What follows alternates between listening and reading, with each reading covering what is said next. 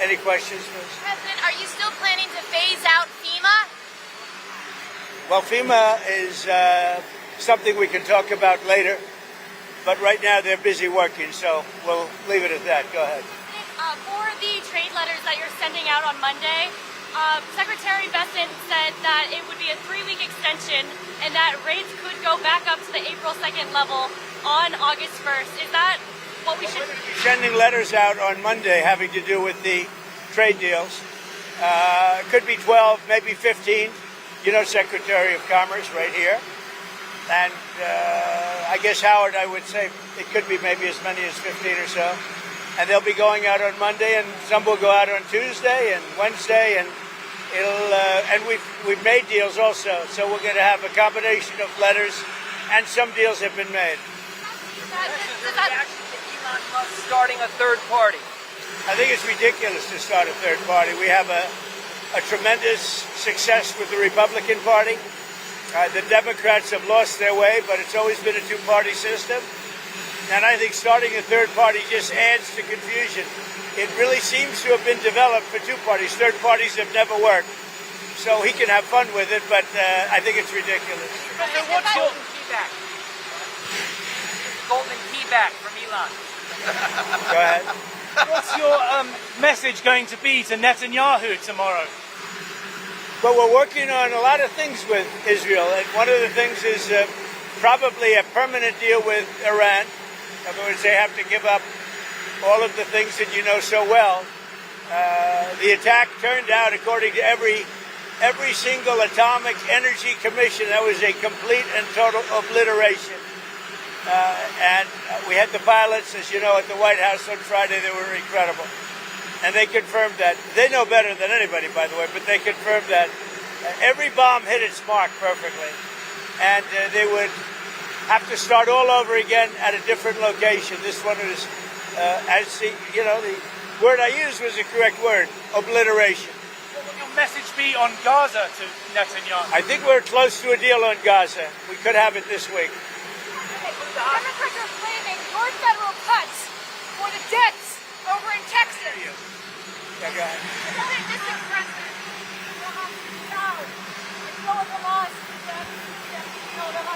Yeah, I think there's a good chance we have a deal with Hamas during the coming week, pertaining to quite a few of the hostages. Yeah.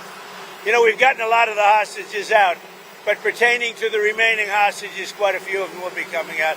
We think we'll have that done this week. Mr. President, do the tariff rates change at all on July 9th, or do they change on August 1st? What are you talking about? Tariff rates, do they change on July 9th or August 1st? No, they're going to be tariffs. The tariffs are going to be the tariffs. I think we'll have most countries done by July 9th, yeah. Either a letter or a deal. But they go into effect on August 1st. The tariffs go into effect August 1st, but the president is setting the rates and the deals right now. Okay? Are you investigating whether some of the cuts to the federal government left key vacancies at the National Weather Service or in the emergency coordination? No, They did not. They did. I'll tell you, if you look at that, what a situation that all is, and that was really the Biden setup. That was not our setup, but I wouldn't blame Biden for it either. I would just say this is a 100-year catastrophe, and it's just so horrible to watch. Are you planning to visit Texas, Mr. President? Probably on Friday. We wanted to leave a little time. I would have done it today, but we'd just be in their way. Probably Friday. Mr. President, have you been briefed on the ship that was hit in the Red Sea? Do you know if the Houthis attacked that ship today? We'll give you a report sometime tonight or tomorrow.